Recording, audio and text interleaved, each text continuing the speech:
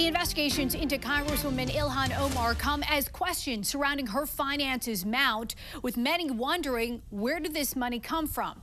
Let's go to Emma Withrow from the Fact Check team, and you took a deep dive into it. What do we know as fact? So we know for a fact, just based off of her financial disclosures that she submitted, that Omar has assets valued anywhere from $6 million to $30 million as of 2024. Now, this money looks like it's coming from a winery and a venture capital firm that Omar disclosed, so that's where its origins are. But one of the reasons that this raised eyebrows is because the year before, Omar disclosed that she had assets worth anywhere from around $40,000 to $250,000. Obviously, major spike in just a year, so a lot of people are starting to ask questions. So explain why the disclosure ranges. Why is it that wide? It's kind of how the system is designed, like the system itself that they report. So House members file under the Ethics in Government Act, and they're allowed to report basically most assets and debts in preset, what they call value brackets, rather than exact numbers. So that means that somebody with, let's say, 5.2 million and somebody with 24.9 million, they can both truthfully report that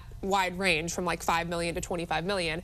And if a household has a few big assets in these big brackets, you can end up with a very wide net worth estimate, even if the real number is a lot tighter. And just for clarification purposes, tell us how much on average a member of Congress makes every year, because that's really the source of a lot of these questions. Exactly. Yeah. So U.S. members in the House and the Senate, their base salary is $174,000 a year. All right, Emma, thank you. Emma's going to be back in a few minutes to dig deeper into the money members of Congress make while being public servants.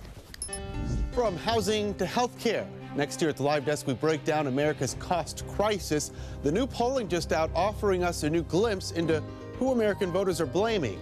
That in about 90 seconds. Before we hit a break, we are taking a live look over Los Angeles, California. The CEO of a Los Angeles homeless services charity faces federal and state fraud charges.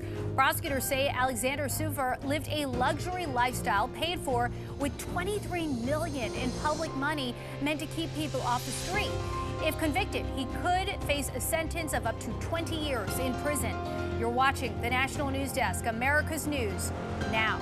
The DOJ and House Republicans have launched new investigations into Ilhan Omar's finances following mounting questions about her skyrocketing assets in the latest financial disclosure reports.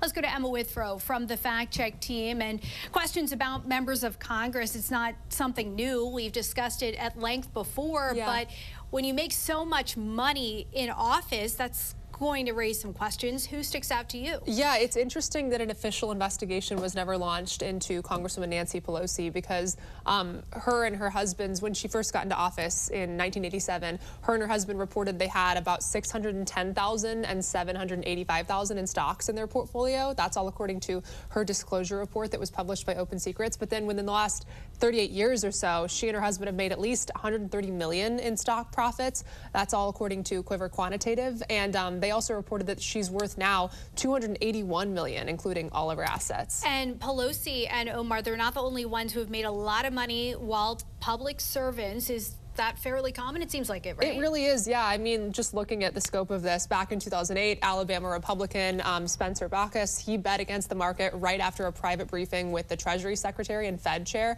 made lots of money when the stocks fell. Then in early 2020, Democratic Senator Dianne Feinstein, she sold off stocks right before the COVID crash, which raised a lot of questions about insider trading and any inside knowledge she might have had. And then more recently in 2025, another Republican sold hospital bonds just weeks after voting for a bill that put those same hospitals at risk. And in terms of members of Congress and finances, there are bipartisan efforts to crack down. Emma, thank you so much. And for more on this Fact Check team topic, including links to their sources, scan the QR code or visit thenationaldesk.com.